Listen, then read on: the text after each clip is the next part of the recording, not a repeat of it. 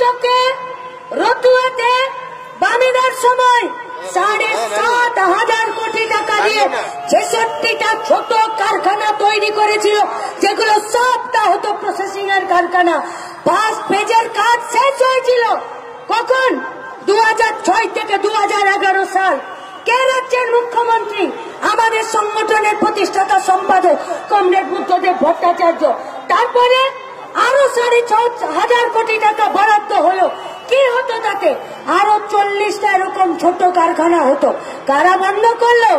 যাদের একমাত্র শিল্প সিন্ডিকেট, মদ আর তোলাবাজি, তারা বন্ধ করলো। এই মালদার বুকে আরো 40টা কারখানা হলো। তো মালদার ছেলেরা চলে যাও বাইরে কাজ করতে, ফিরবে কিসে? ডেড বডি হয়ে ফিরবে। কাজ কোথায় পাবে? দোকান বন্ধ। কেন? ছোট দোকান দিলে সে দোকানে লোক জিনিস কিনতে যেতে পারে না। লোকের দোকান বন্ধ হলে কি কিনবে? টোটো কিনে নাও, টোটো চালাও রাস্তায়। কত টোটোতে ভাড়া? 10 টাকা। কতবার টোটো চালাবে? এ টোটো কিসে চলবে? ইলেকট্রিকে। ইলেকট্রিকের তো মমতা ব্যানার্জি 1 বছরে 14 বার দাম বাড়িয়েছে। আর এখন তো স্মার্ট মিটার বসিয়ে দিল। এবার তো আর ইলেকট্রিকের চার্জও করা যাবে না, যা দাম হচ্ছে। তাহলে পিছে মারছে কাকে? काके मारते पीछे? आप लोगों के पास हम लोगों का सवाल है, पूछिए अपना दिल से कि जे दलटाके 500 कोटी टाका खरच करे ভোটে যেটা টিউশন মাস্টার রাখতে হয়, সেই দলের নেতা চাল চুরি করবে না, তার কি করবে? কি আছে এদের যোগ্যতা? কারা দায়িত্বে আছে?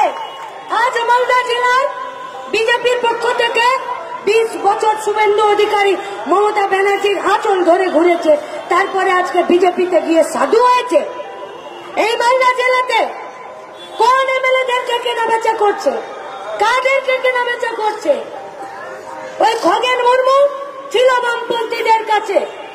হাটে এত সস্তাতে গরু বিকাই না, যত সস্তাতে শুভেন্দু অধিকারী ওকে অন্য দলে যাবার ব্যবস্থা করে দিল। তাতে আমার আপনার লাভ কি? কি পেল মালদা? মালদা পেল পরিযায়ী শ্রমিক। কি পেল মালদা? যে পরিযায়ী শ্রমিকরা আজকে বাইরের রাজ্যে আছে, তাদের আধার কার্ড হচ্ছে না। কেন? কারণ তাদের কোনো নির্দিষ্ট বাসস্থান নেই। কি পেল মালদা? মালদা পেল গরিবী। কি পেল মালদা? মালদা পেল নদী ভাঙন। কি পেল মালদা? মালদা পেল উত্তর দিনের দিকে আমাদের সব জেলাগুলোর মধ্যে সব থেকে দিনের দিন নিচের দিকে অর্থনৈতিক দিক থেকে চলে যাচ্ছে। তারই বিরুদ্ধে ইনসাফ যাত্রা। আজ 9 দিনে পড়েছি আমরা, হাঁটছি পথ, আপনারাও হাঁটছেন। দেশ বাঁচানোর জন্য, মালদা বাঁচানোর জন্য, ওল্ড মালদা বাঁচানোর জন্য আসুন ব্রিগেডের মাঠে।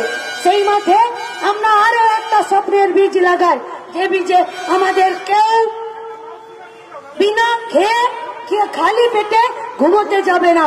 যে বীজের, যে স্বপ্নে আমাদের